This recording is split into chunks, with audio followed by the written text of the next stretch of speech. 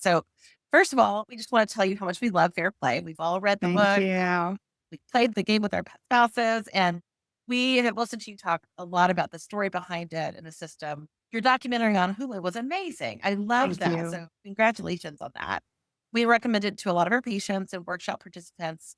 And we've talked a lot about even our own division of labor because there are three of us working on this project that we're doing and using that same language of holding cards. So, Yes. thank Love you. We would call our project, the Badass Rebellion, a shared unicorn space. And we can really each attest to the ability to even do that really is because we're able to share labor at home with our husbands. And that idea of like carrying the entire load, that she fault parenting has gotten in our way, I think, in the past. So it's such a nice system. It's such a great, effective system that we really love. And especially that it gives you space and time and cognitive effort and creativity to do what you want to do and to fill it with unicorn space. So that's what we'd love to talk about. Yes. Right, is I'm unicorn so space. happy. It's a tough time in the world. So I Mhm. think some of the distinctions that I learned in the book that probably align very closely to your practice will be fun to delve into. Yeah, excited. I'm excited. So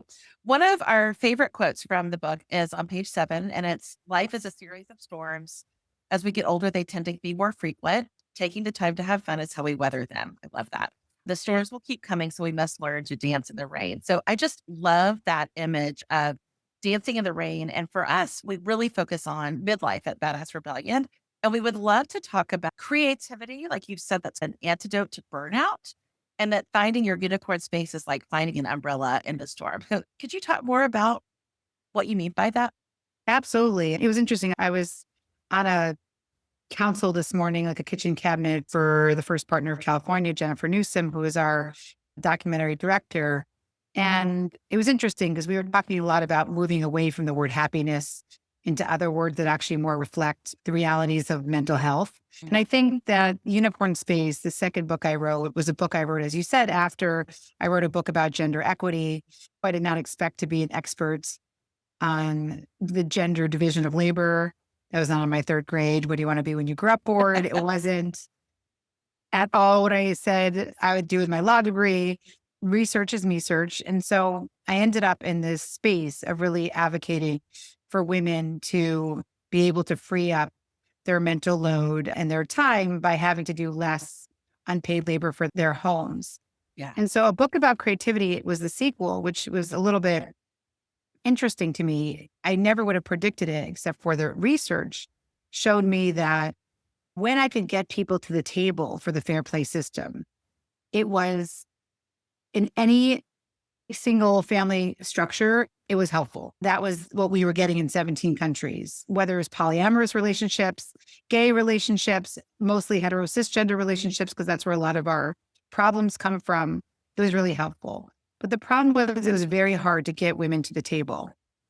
And that is what Unicorn Space is about. It's understanding that if you don't have time for yourself, and I don't mean to walk around the block or even a drink with a friend or a soul cycle class, what I mean is what we're talking about today is the antidote to burnout. And that is being consistently interested in your own life. Yeah.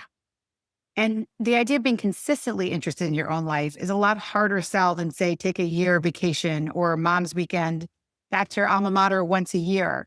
The consistent interest in your own life requires a practice and a practice in mental health. And so that's really a lot more complicated than telling people just be happy or gratitude journal yourself to death. It's not that those practices are harmful, but it's just not enough, if that makes sense. And I Correct. love that language, like a consistent interest in your life, because I think sometimes, especially when we talk self care, it can get very rote and just going through the motions. And here are things, and it's like another thing to check off the list. And so, what you're Yeah. talking about is this need for an active engagement. And you talk a lot about curiosity, which we love. But I love this sense of something that feels a little like deeper, right? And you got to kind of Yes. Yes. participate in it. Yeah. Yeah, and you have to participate in it. I think that's what's interesting about what this concept became, because I think the hard part, when you think about the fair play movement, there's obviously a bigger social movement that we're part of, which is fighting for paid leave and making it easier to raise children in this country. But on an individual level, fair play became this idea that a successful organization like your home is an organization, has three things. It has boundaries, systems, and communication. And so systems was fair play. It was, here is a system. It's not rocket science. I'm going to make sure that your house has more clearly defined expectations than even systems engineers who told me that in their home, they wait to decide who's taking the dog out every night, right when it's about to take a piss on the rug. So that's what fair play is about. This idea of bringing non-rocket science systems to the home, which free up time for everybody. But it was the boundaries and communication that I kept coming up against. And so that's why I felt like it required a whole extra book.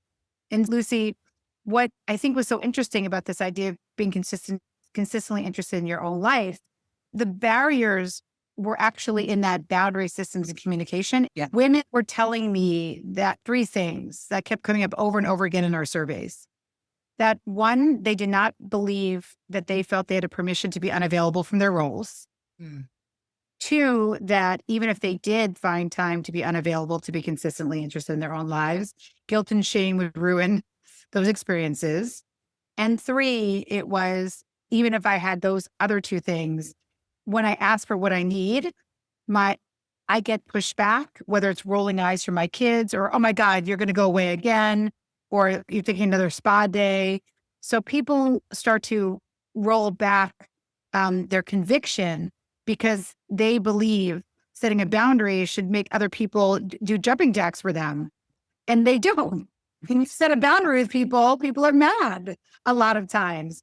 And women are not used to holding space for other people's anger. So we give in and we breach those boundaries. So that's really what this book is about. It's about reclaiming your permission to be unavailable, asking for what you need, and burning guilt and shame. And then when you can address why you haven't been consistently interested in your own life or why it feels hard to do that, then at least you're not alone. You can work with the three of you to understand that Jamie, Avery, and Lucy know that it's hard. And then, of course, we can talk about what it is for people and what we've seen amazing women do with that space. But I do think it's important to hold space for that boundary breach that most of us find pretty easy, that we have a really hard time being unavailable from our roles. That's right. And I love what you said too about the pushback. I think when we've talked to our clients or at workshops about boundaries, it's that expectation you are going to get that pushback. I think as women, we're often raised to make everyone happy, to people please, to make sure that we don't really have a lot of skills in managing our own anger or managing the anger of other people. And so it's best to just avoid it. And that's a way that we really abandon ourselves, right? And abandon our passions. And so I think that's something that's really important, is that it's not going to be like, oh, you set a boundary. Amazing. Well, let's talk about it again. You'll have spam. That's not the way that it goes. And so it is that's a consistent practice as well. And if we can anticipate that and be ready for it. So we talk about, if the only way we can set a boundary is if everyone is great with it, we're screwed, because that's just not how it's going to work. And so instead, what if we could just gear ourselves up and, okay, how do I take care of the feelings, take care of myself when other people have feelings about the boundaries I'm setting? Right. And I think, like, in our culture in particular, we're taught to tend and befriend, meaning tend and befriend other people. That doesn't mean tend and befriend yourself, which I think is extremely important when you're trying to find that space for yourself. It is always like to look outward, to focus on other people versus focus on yourself. Absolutely. And I think you can even see that metaphor. Like, one of my favorite things I gave out on my book tour were these costume necklaces where you could put your own initial back on your neck. Because what I see from most women, right, is that they have their children's names on their necks, or they have mom on their neck. It's these reminders of their role that it's literally, to me, it looks like almost like an animal color. And I'd rather that, since society's going to remind you a million times a day that you're in a role as a caretaker, I'd rather people remind themselves of their own name and their own initials. So that was a big ritual for me early on in writing the book, was taking off my kids' names from my neck and finding my own name and explaining to my kids why I wear my own initial now. I love that. Yeah. It's powerful. Because you mentioned caretaking. I think that is so much a role that is nurtured for women. It is very much reinforced for women. That's their primary gift to society, is our ability to take care of everybody. And I love that idea of seeing that. And this is not to say that we don't want to take care of anybody. I'm not saying it's going to be polar opposites, but that it doesn't have to absorb our identity. I love that idea. So We would love to hear your thoughts about midlife, anything that's come up in your research specific about midlife. I heard you speak with, I think it was Tori Dunlap on a different podcast, Financial Feminist, about people, women in midlife feeling this combination of overwhelm and erasure. Yeah. And I love that you said yours something along the lines of, if we're going to be erased, I'd rather be like having fun, like doing a Yes, great like exactly. vacation, if I'm going to be erased versus feeling overwhelmed. So can you talk a little bit about how that finding and more about midlife? I think the hardest thing for me was when I started to research for fair play, which was I had this misunderstanding in 2011 when I was having my own breakdown in my marriage because as my friend said, we all were assumed to have magical vaginas that would whisper in our ear what our husband's mother wants for Christmas or whatever. These assumptions, these horrible assumptions were like coming down on me. I think one of the most interesting conversations I had, and I haven't talked about this for a while, was with a woman who was very wealthy, one of my clients. Because my day job, you should all feel bad for me, is for the past 15 years, is that I work for families that look like the HBO show Succession. The reason I came to this work is because organizational management and family systems is a big part of my legal practice. And so is behavior design. So I thought I could come to it adjacent to therapists to look at this from an outside in perspective and the way society shapes a lot of what we do in our systems or lack thereof, and then work with therapists to actually implement it. But one of the most interesting interviews I had was with a very wealthy woman who was my client at the time. And that's when I thought, because I'd been hearing as a Gen X woman, if you're so overwhelmed, just get help. Yeah. Especially for men. And no, that doesn't mean get help for men or your partner. It meant just have another woman replace your womanhood when you're not available. So I believe that message, that toxic message, that it's my responsibility if I'm overwhelmed to get help. And so that made me think that rich women would not have these issues. And I remember sitting down with this very wealthy woman, and I write about her in Fair Play. And I said to her, like, what's happening in your life? Because she was in the process of getting a divorce from my client, and she had so many resources. And she said, the only thing I could tell you about my life is that I lost my permission to be interesting. I thought that was such an important understanding because obviously women at the lower socioeconomic spectrum tell me that they have a lot of guilt and shame because they were literally responsible for everything. And I had a woman tell me she went back to piano after being in my focus group. And then the second it got dark in her piano room in her rent stabilized apartment, she ended up leaving the sheet music and running to her toddler because he doesn't like to be in daycare in the dark. So we know there's guilt and shame everywhere, but I was surprised at the upper echelons too, that no matter this issue around our roles, being forced into roles, whether it's to be beautiful, skinny, a caretaker, a perfect mom, a performative parent, they do unfortunately seep into all of women and especially in middle age. And I think that's why, I think it was Gloria Steinem who said feminism takes a lifetime. Because a lot of, I don't think any of us would, at least for me, I wasn't thinking about gendered issues in my early part of my career. But over time, I started to see the pain that women face regardless of their socioeconomic status. And so it just made me feel like this is a universal issue. It's a last frontier feminism to really deal with not just unpaid labor, but women's erasure and overwhelm because it's leading to terrible health outcomes. And one last thing I'll say is the women who reported that when we asked them their grade of their kids, women whose kids were in fourth grade and who said that they hadn't had a unicorn space pursued, and we'll talk more about what that actually means, they were that 10-year passion gap from when they had kids to about fourth grade, those were the women in the worst shape mentally. And so I think if you let this go, this like infection go, for 10 years, you're going to be in sepsis. I've never said it that way before, but that's the only analogy I can think of right now. Yeah. The midlife is hard if you don't catch it. But on the other hand, some women do need to hit rock bottom to then set these boundaries. And hopefully the reason we're all here together is that we can prevent having to hit rock bottom before you start setting the boundaries. Eve, it's almost like the converse of what you just said would likely be true. So if women are intentional and create time and space for this unicorn space, they are maybe set up to like ease through midlife a little differently than if you don't. 1000%. And I will say that the three of you here it's like I'm smiling as we talk, because as you said earlier, this is a unicorn space and I feel it. And what do I mean by that? Well, as we get into what this is, because we've said what it's not, right? It's not the Soul Cycle class. It's not the drink with a friend. What a unicorn space is, and we call it that, right? Because it's mythical, magical, it doesn't fucking exist. But space where you have three things. It typically presents as curiosity, connection, and completion. And then, of course, consistency, but that's the C we already talked about. So what I will say is that those are the three things. And so this, for example, I would predict would be a unicorn space. Even if it's work adjacent, again, that makes it a little more complicated sometimes because people who have unicorn space work, they end up burning out because they don't have the basics of self-care and friendship time. So then you have to actually go back to the basics, ironically. But what happens in this space, what I'm seeing is you have this amazing curiosity about whatever, is it a new book you're going to read? Is it a new idea you're going to introduce to your audience? Then you have to share yourselves with the world. That's what I mean by connection, not just have a drink with a friend.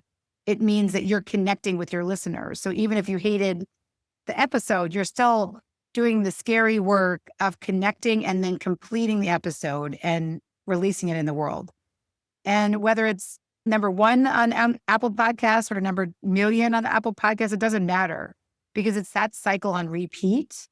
That is what we're seeing is really this, as we said earlier, when you first started, Avery, this idea of what weathers storms. That is what weathers storms, not the gratitude journaling yourself to death. Again, these are some practices, fine, they're not harmful, but it's really this idea of the practice of, am I focusing on curiosity today? Am I focusing on connection today? Am I focusing on completion? And often if you come to a practice of unicorn space from where you're lacking, that's where we saw in the data, I was actually surprised. I think people want to go for where they're good in it. Oh, I'm an amazing researcher, so I'll go to curiosity. But in fact, if people were feeling lonely, starting with connection point, if someone was feeling like they're, as my friend said, a graveyard of unfulfilled dreams, start with completion because she had so much curiosity. So it's really that idea of having these three things in your life and how do you foster them? Can you talk a little bit more about that curiosity piece? I think that you've said it and I absolutely agree. And I've said this with my clients that curiosity beats passion hands down. Yeah. So much. Everybody's, let's find your passion as if there's only one. And it started way before that. Can you talk a little bit about that? I love what you just said. The word passion really makes me angry in a way. The word happiness makes me angry because, again, when you're in the throes of motherhood or caretaking or even watching a war from afar, it's very hard to be happy. And in fact, if you're happy, you may be a sociopath. So I don't even know if I'd want to be around you. Yeah. So I think what's so beautiful, and the problem with passion, it sounds like exactly it had to be cultivated over a lifetime.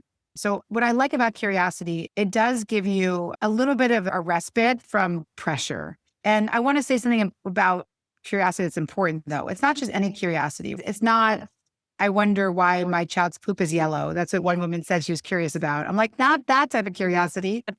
It's really a values-based curiosity. You could talk a little bit more about that. In my second book, Unicorn Space, I actually give you a whole list of values to start thinking about for yourself. But typically, the curiosity we're talking about is actually very much values-led. I'll give you an example. One of the women in my book, one of her values in midlife is risk. She's obsessed with risk because her entire life, she played everything safe. She married her college sweetheart. She had the 4 kids, lives in a nice house in Colorado. So this idea of risk became really important to her as a value in midlife. And now she's this amazing race car driver that's racing cars. And I talk about her in the book in all different continents. So we all don't have to be the race car driver. But what I liked about her story was that she was able to connect this need for risk as a value and then to what her unicorn space is and to what she was curious about. It didn't start off as a unicorn space. It was, I wonder what it would feel like to drive fast. Yeah. There's risk in there and there's a question. I'll give you another one that feels less daunting. A woman in Far Rockaway, she got in touch with me during the pandemic after reading the book and said to me on DM, I just want to let you know I jumped into the Atlantic Ocean. So my team is, I want to hear more about it. So for her, that's that curiosity, connection, and completion. The curiosity was, I wonder what it would feel like to jump into the Atlantic Ocean. The connection piece was she found a polar bear group in Far Rockaway. And then the completion was she actually showed up on a Saturday morning which is harder than you think with young kids in the pandemic, to actually jump into the Atlantic Ocean in the winter, which is not my unicorn space. And it may not be hers forever. I love this idea that this cycle. And so I think for her, when I asked her what value drove her, it was not risk. Her value that drove her was that connection and loneliness, because she was feeling so isolated in the pandemic. And so this idea of having a group of people doing something, she said she's not a joiner. So she was like afraid of a group where you need to like talk and hang out. This one, you're all aiming towards one goal, which is to get like basically stripped down and jump into the ocean. Submerged in water. Yeah, exactly. So it felt okay. I can have connections, like high five you, but I don't need to be. So it helped her with her connection in a way that I thought was really interesting. So I think whether it's a curiosity that's really outlandish, like I wonder if I should jump into this ocean, or something that's more deliberate, like understanding risk needs to come back into your life and figuring out a way to factor that in. We're seeing that women from all socioeconomic status, all different types of family configurations are doing it. So I think for your listeners, I want to be hopeful here that if you feel like I can never do this, it really is possible.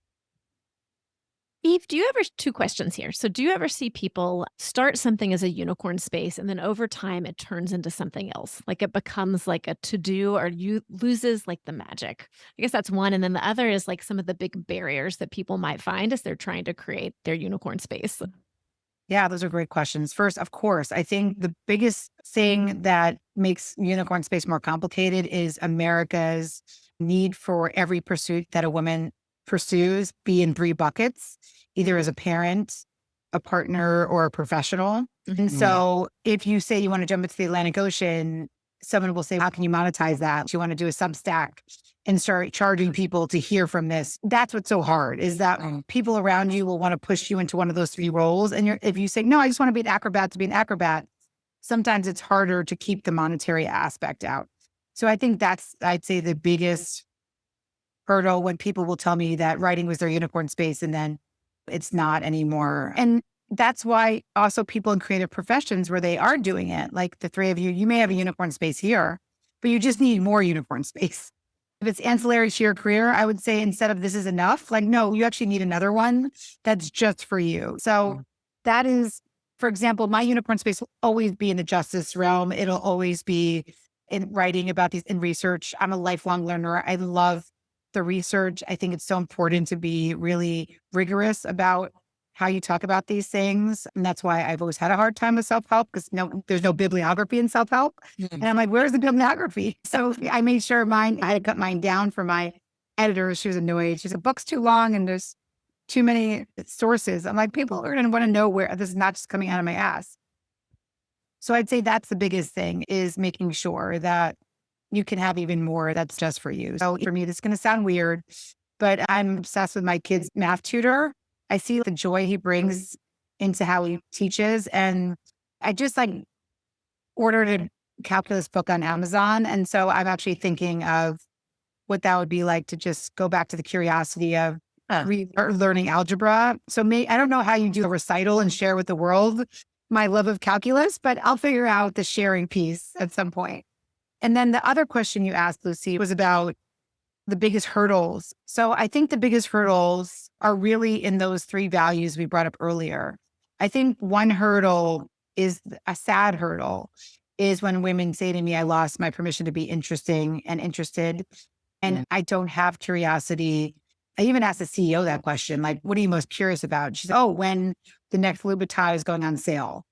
So that sort of made me sad, because I meant like real curiosity. But so I think that hurdle is, it's hard to really be curious, and the society doesn't really want us to be. I would say the other big hurdle is a lot of people are afraid of sharing themselves with the world.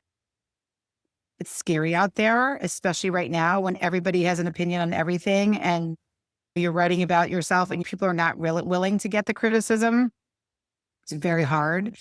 And then I think the other big piece is that unfulfilled dreams piece we were talking about earlier, that completion piece, where I think is really easy to, and I've done that many times, and Seth will not let me live it down. There's 7 guitars in our living room. And I'm looking at them, I'm like, right now I'm prioritizing my nails. When I'm ready to cut these 3 nails, I'll go back to learning guitar. So I think those are where the hurdles lie. I think there are landmines for women in those 3 areas, Lucy. Mm. And I love what you're talking about with permission, because I think it's so interesting. That was one of the first kind of ideas we were playing with in our badass rebellion stuff, was just this idea of even having permission to set a boundary, to take care of yourself. And I love this idea too of trying to get women to the table to even ask for or get that permission. Yes. And one thought I was thinking about as I was reading is that phenomenon of fear of missing me. That Yeah. I think that's such a good buy-in. You even mentioned that journal at Target for a minute there. I thought Yes, I lost yes, myself. yeah. Love that quote. And I think especially in midlife, women experience that because a lot of their roles have shifted. They were very focused on raising their children. The children are more independent. Maybe it changes in their intimate relationships, changes in their professional standing. I'd love for you to talk a little bit about what is fear of missing me and bring some words to that.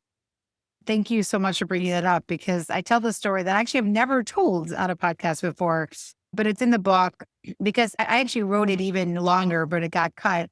There was a time during the pandemic where I come into, I think it was Target, and I'm wearing like a mask and literally I just have eyeballs. I'm browsing through the journal aisle. I love moleskins. I love journals. I like hoard journals. And there was this journal on the shelf that said, for a minute there, I lost myself. It's a Radiohead quote.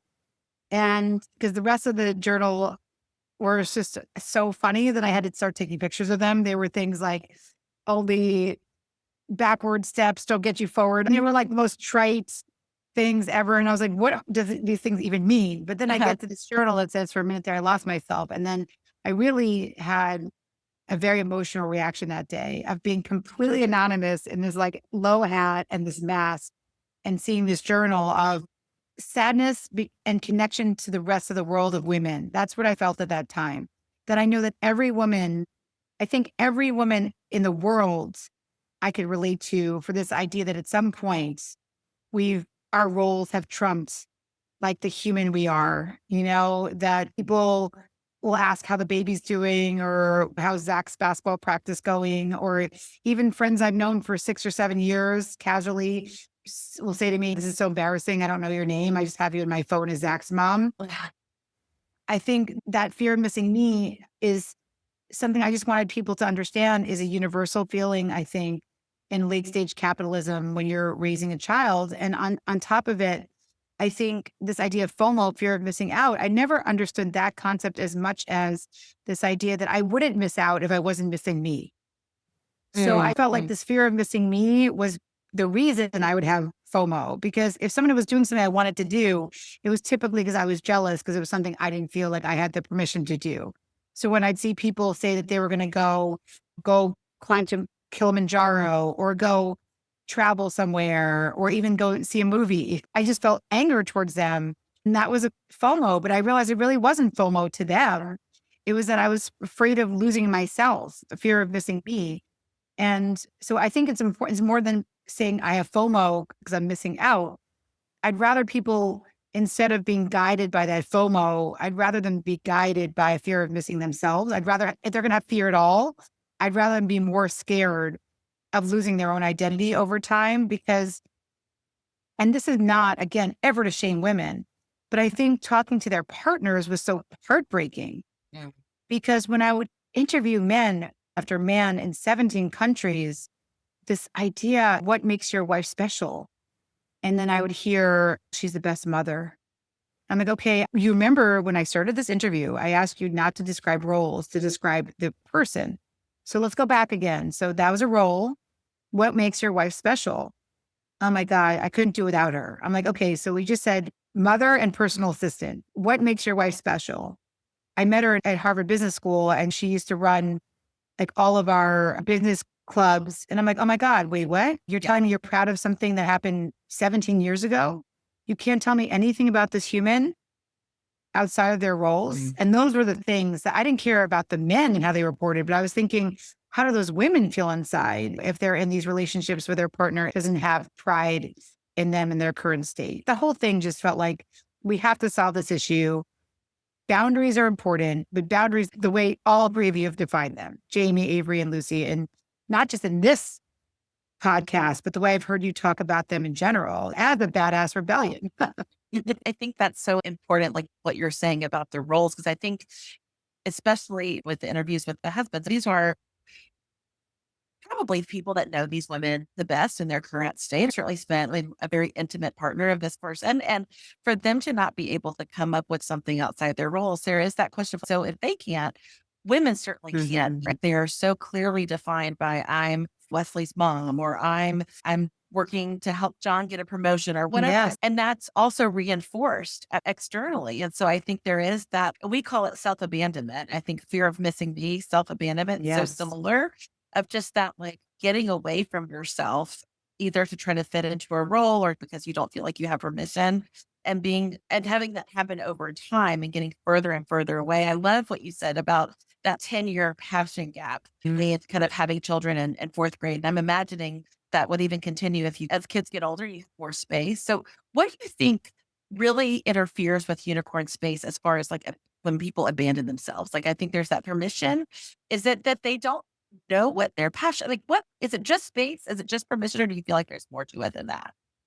I think there's a lot more to it than that. I think, as you said earlier, it's all those external factors so my favorite part of the book, one of them was really, again, I keep saying it's the return to values. And I think what's so beautiful about a return to your values, or starting to think about these things, is that typically we see that there's two things happening that are bigger. So one is extrinsic versus intrinsic values, that when you're part of a community, all of a sudden you want more materialistic things. So maybe you never thought of wanting to own a house, but now you own a house, and now you have to have the financial obligation to own a house.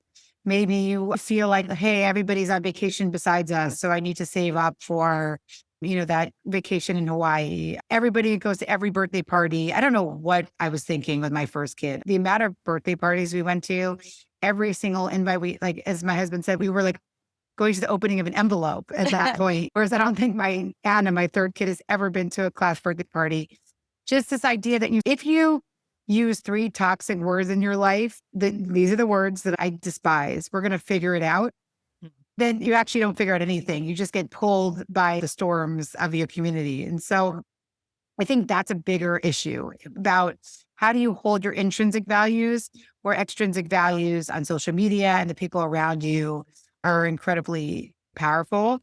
And again, without unicorn space, those extrinsic values almost become even more, it's like the dangerous cousin of those extrinsic values, which is like a lot of unicorn space is masquerading as the fulfillment of your children's dreams as your own. And I know you probably see that as mental health professionals, but it's really traumatizing to me to see all over, right? These unfulfilled dreams that we talked about with that completion step of unicorn space become the dreams of your children. You're reliving your own dreams through them. I really dislike that. And I see that all over the place. And the other one that's dangerous, I think, is what we said earlier, which is a misunderstanding of what mental health really is. And so I think the more women, men, and all genders say to their kids or themselves, I just want to be happy, then what ends up happening is we're in this happiness paradox where most of the time we're not happy. And so then now have guilt and shame over the fact that we're not happy. So I think the book really, as you've read it, but for people who don't, it reinforces many mental health professionals' definition of mental health that all center on this idea that mental health is not being happy. It's, as Avery said earlier, it's having an appropriate emotion at the appropriate time with an ability and strength to weather that emotion. And so unicorn space isn't about how to be happy. It's about how to weather those emotions. So I talk about the book when Anna literally kicked me in the eye, and I have this giant black eye because she was just a toddler. And I was like, this is the worst freaking day. But that morning I had written a chapter of my book, and I was like, okay, this day would have been worse if I hadn't written this morning. It doesn't make it perfect, but it does, knowing you have these bigger pursuits. And then the last thing I'll say about this danger of misunderstanding mental health is that when you think it's to be happy and not, you need to have the appropriate emotion at the appropriate time, the ability and strength to weather it, then your ability and strength to weather it ends up being these sort of short-term happiness dopamine boosts that actually are not unicorn space. As we said, that shopping, edibles, mommy juice, Numbing. Yeah, yes. All these things that instead of helping you weather those emotions, they numb you from those emotions. And so it's much easier to go to those emotional eating. These are the things I'm talking about, like me, loaves and loaves of banana bread during COVID. So I think a lot of people went to alcohol and edibles and food, and that's comforting in the moment, but it's not going to give you those like dopamine boosts, that eudaimonia, that eudaimonic well-being that we call it, as opposed to hedonic well-being. So anyway, Avery, you probably should have asked me that question because I know that answer is very long.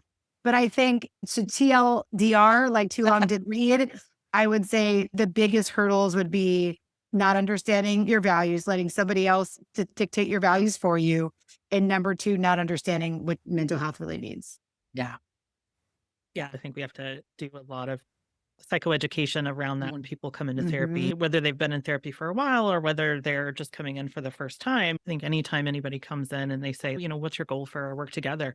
And if they say either to be happy or to not be anxious or to not be whatever feeling state it is, I would love that too. Here's a baggie and you should go. And then this is not these are the rooms where you're going to have those feelings, but I'll give you the way to weather it. So I think that's what's been so beautiful about working with mental health professionals. Because again, I'm a lawyer, right? I'm a lifelong learner. I'm a researcher.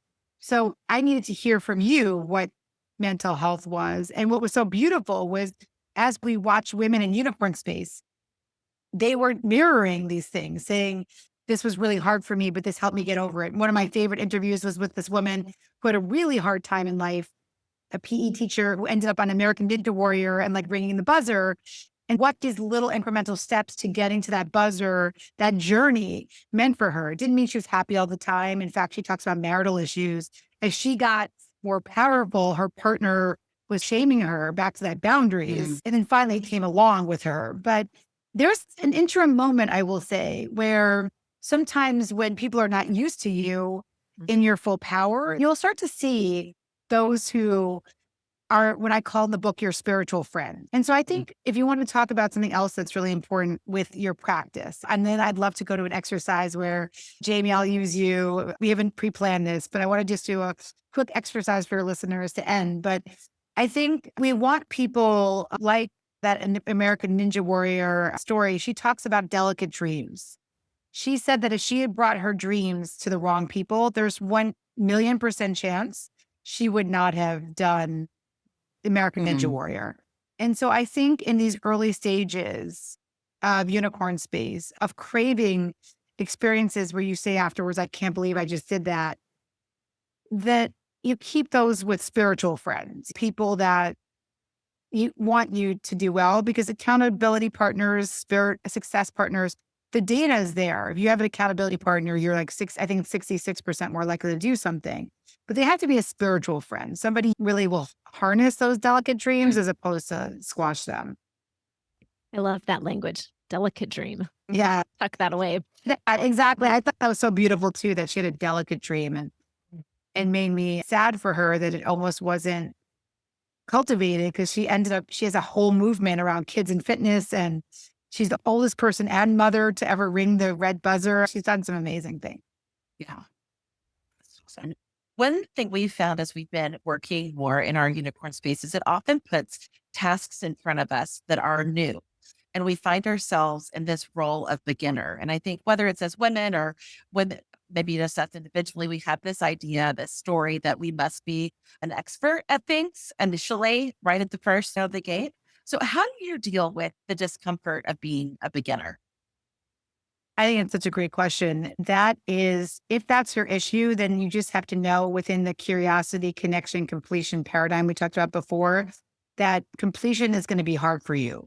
Yeah. Because I actually thought curiosity, back to earlier, Jamie, what you said, I thought curiosity would be the biggest burden. And we spent time talking about that. But I was surprised by women that look like all of us, maybe type A women who have been successful, that completion was actually the biggest trigger point. Yeah. And it manifested as, I'm not going to be perfect at this.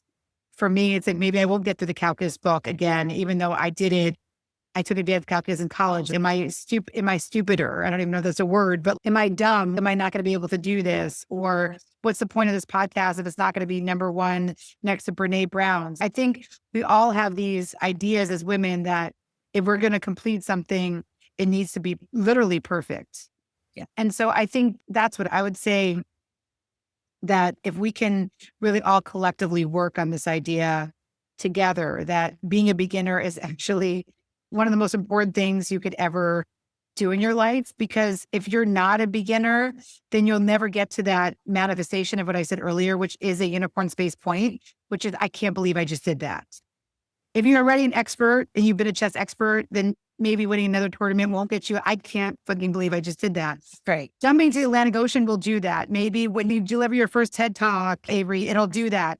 Whatever those big, when our friend Sandy Zimmerman hit the buzzer, when she hit that buzzer, I can't believe I just did that. So it's hard to feel that accomplishment and pride unless you start over. Yeah. And so I will say that's what, to me, being a beginner really is. I also, back to supporting unicorn space. The other cool thing is once you start realizing you have permission to do this stuff, there's so many things that you want to do. I really do want to go back to, I really want to play music. I played flute growing up. I hate wind instruments. I'm so mad that was the one I learned, but I want to learn guitar. I want to learn piano when I cut my nails. And yeah, it's so annoying to go back to the beginning. It's hard. It's really annoying. Like I'm like doing scales and Mary Had a Little Lamb with my 7-year-old daughter. So that's why I think it's easier to sometimes say, Anna could just do the piano recital for me. Right. And that's that slippery slope of letting your kids fulfill your dreams for you. But sometimes it's fun to just struggle along with them. Man. So I love that you're pursuing music, the next dream. Is there another creative pursuit that you're planning on sharing with the world next? What's next for you? I'd say for me, it's always going to be within this space of, I'm about to write my third book, but exactly what you started with, this idea of fair play in the workplace, whether it's with founders or coworkers. How do you understand that a mental health professional, if you say that's what you want to be, you're an electronic medical record keeper, you're a coordinator with other professionals. Yes, you're a trained seer of patients, but there's so many different verbs and nouns that you are that I think people don't understand that actual work is built on those foundations. So that's what I'm working on now, is a fair play card deck, but for the workplace. Love that. Yes. I love that. I love that. All right. So to end, this is what I'd love to do. Yes. I want to, and I'll just use you, Jamie, because you're the first one on my straight. I think it'll be fun if people are like, I'm still stuck. Where can I start? I think it would be fun to help people get back to those values we were talking about. Like, how do you know it's risk, or how do you know it's, as we said earlier, creativity or music? So I wanted to just have the listeners go wrong. They don't have the cards, so we're going to have to just read them out loud. So Jamie, I'm going to give you 50 cards. Okay. So don't ring out until I read them all. But your goal, and there's lots of ways to play the game's a prototype of more cards, since I love card games for everything. The goal is that just for today, it can change tomorrow. I just want you to pick one that's just like jumping out to you. And then we'll talk about what you're going to ask yourself when you have that. Okay, so here we go. Here are the 50. Stitching and needles, beauty. That's not like getting your hair dyed. That's like doing TikTok tutorials. Restoration and renovation, gardening and farming, photography, woodworking, metallurgy, pottery, music. That would be mine right now. Florals, arrows and axes. That was actually somebody's real one. Building and DIY, cooking, arts and crafts, storytelling, water sports, travel and culture, outdoors, memories and archiving, sports with wheels, rhetoric, racing, circus, theater and production, snow sports, sports with balls, triathlon, running, martial arts, dance, animals, performing, design, health and wellness, language and anthropology, event planning, finding, collecting, and foraging. That could be antiques, mushrooms, fashion, writing, teaching, design, math and sciences. That's another one that we talked about today. Research and learning, games like escape rooms, video games, spiritual wellness, genealogy and lineage, baking, or other worldly pursuits like tarot cards. Okay, pick one. Yeah, just one. Okay, games. Oh, actually, I haven't heard that one maybe in like 5 months. Okay, amazing. So the first question you're going to ask if you're playing along and with your card is why did you pick it? So Jamie, tell us why you picked that one. Games, because I love connecting with other individuals in a fun sort of atmosphere. Okay, and give me a favorite game. Cards Against Humanity. Oh, I love it. Okay, yeah, that's so fun. So games where you have some improv thing going on, but also there's humor. Yeah, humor, and Yeah, there's not yeah. really, humor, improv, and not really a serious winner or So serious. not chess, not like chess. Chess Yes, wouldn't be. yes, Yeah, not okay, like okay. that. Not, I do get competitive with it when it comes to Yes. games. It's not that serious. Mhm. Okay, I love that. So that's what you would do. And by the way, I'm just curious, Avery and Lucy, would that be the card you would have expected Jamie to pick? I'm not surprised, Yeah, yeah. but Okay. There's a then handful. Yeah. there's A handful. Yes, of course. Okay, so then this is where I think the best part of the exercise comes in when you do it this way. Like I said, there's a couple different ways to play. I want us to come up with, and Avery and Lucy, you can like chime into 5 values, knowing Jamie, that games, when you're in a game, when you're, say, with your closest friends, you're in a competitive Rummy Cube game, or you're in the middle of Cards Against Humanity, what's happening to you? Let's think about the values that would bring up. Like fun, joy, and play, or any Yeah, of those are those values. Yes, Okay. of course. So I'm not put them as one value because it would be too easy because you just gave them all. So fun, joy, and play, those absolutely would be. I love that. what about like Connection. I love community? that. Okay. Community, because you talked about friends. Yes. Okay. Jamie, what about you? Any other ones? Like Humor. That's a fun great one. and like spontaneity. Oh, that's a great one. So this is where you can become accountability partners for each other. If you could check in with Jamie this month, right? And you will ask her and or yourself, Jamie, instead of did I get to play a game this month, it would be how often did I experience fun, joy, and play this month? This is a values audit. How often did I experience true connection this month? And maybe again, and it's not through games, it's through this podcast, right? How often did I get to check in in a fun way with my community? How often did I get a chance to practice my humor or experience other people's humor this month?